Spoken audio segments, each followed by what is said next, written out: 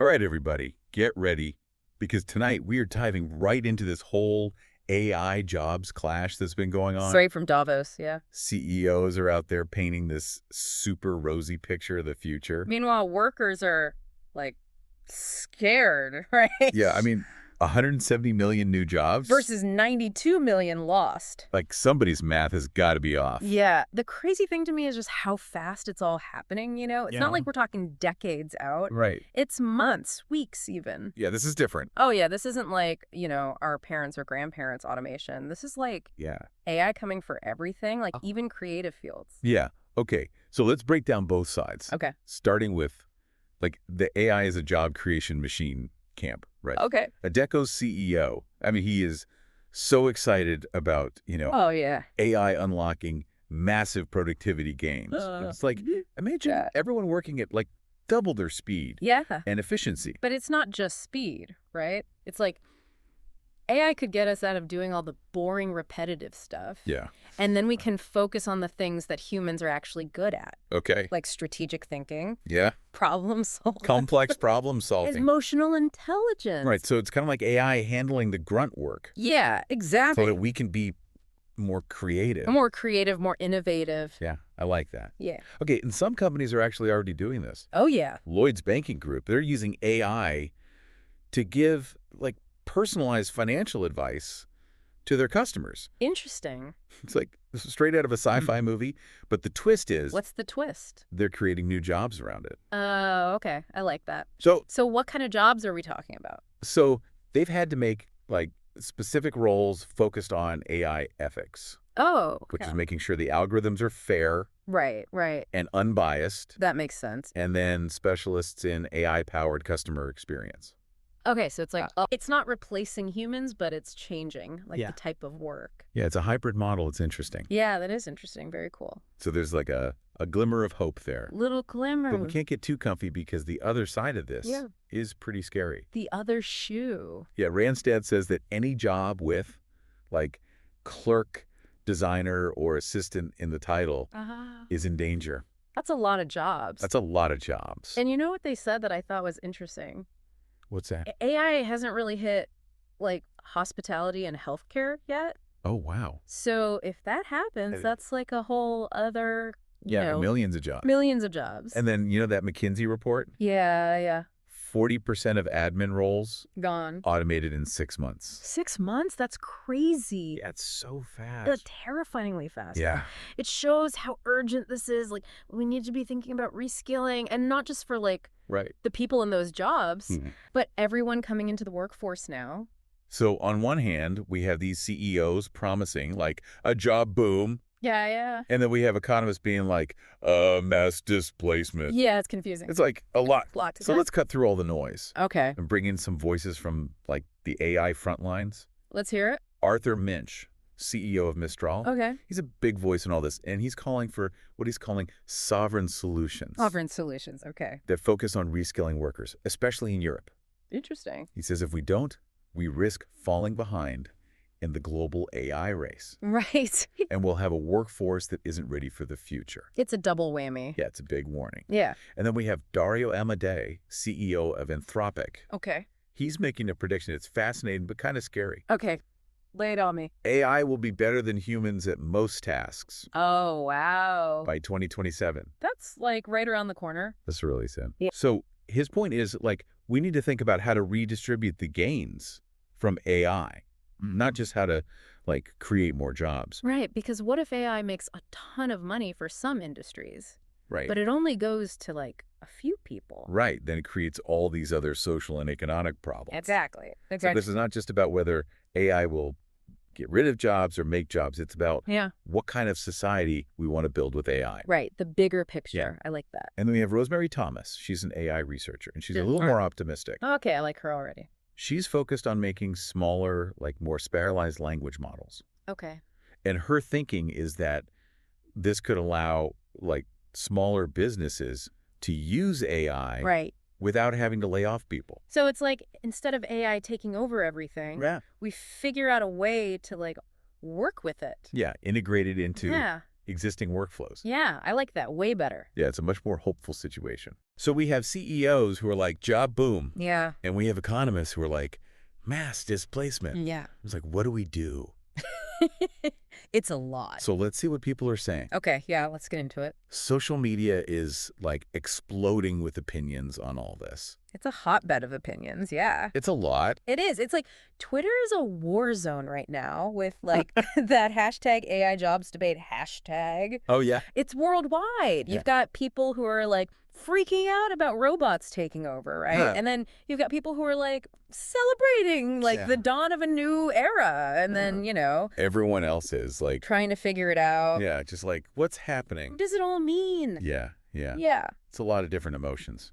It is. It really is. But what I think is interesting is that people aren't just like sitting back and watching. They're like trying to figure out how to make this work for them. Yeah, taking control. Like on LinkedIn, people are switching careers and doing things like AI auditing. Okay. Where they're basically like making sure these algorithms are, you know. Right, they're behaving. Behaving ethically. Yeah, ethically. I've heard about that, yeah. And then there's this whole rise of like prompt engineering. Prompt engineering, what is that? It's basically like teaching AI how to like learn and do specific tasks. So you're like an AI whisperer. Yeah. And that's a skill that's in super high demand right now. Oh, wow. That's cool.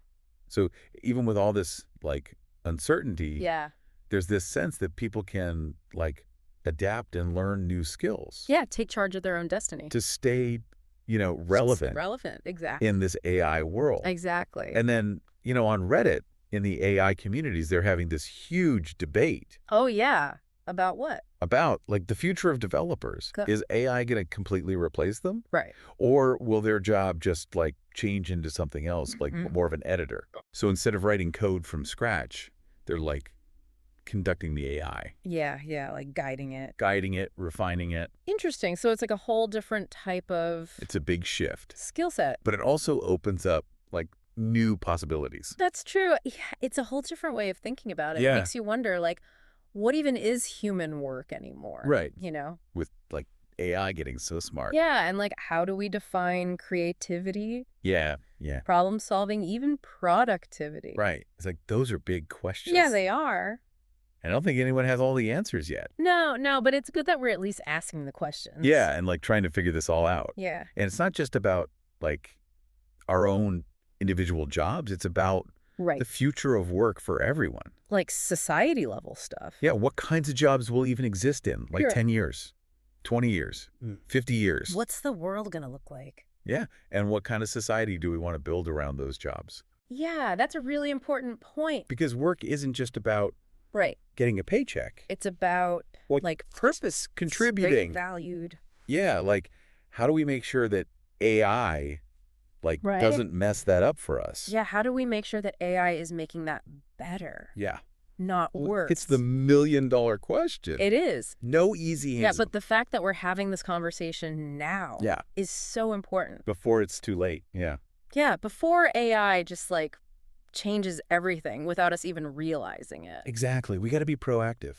So for you listening out there, what does all this mean for you? Yeah. What can you do? What can you do to, like, prepare for this AI future? Yeah, good question. First of all, don't panic. Yeah, no need to panic. This isn't like robots are going to come steal your job tomorrow. Right. It's more about, like, realizing that work is changing. Yeah, it's changing. And we got to be ready for it. Exactly. Adapt or die. Right. And knowledge is power. Oh, so, like, stay informed about what's happening in AI. Yeah, like, how's it going to affect your job? Yeah, there are tons of resources out there. Like podcasts. It's this one. Online courses where you can learn about AI and what it can do. So many ways to learn. Yeah, and don't forget about, like, lifelong learning. Oh, yeah, that's key. The stuff you know how to do today might not be what you need to know how to do tomorrow.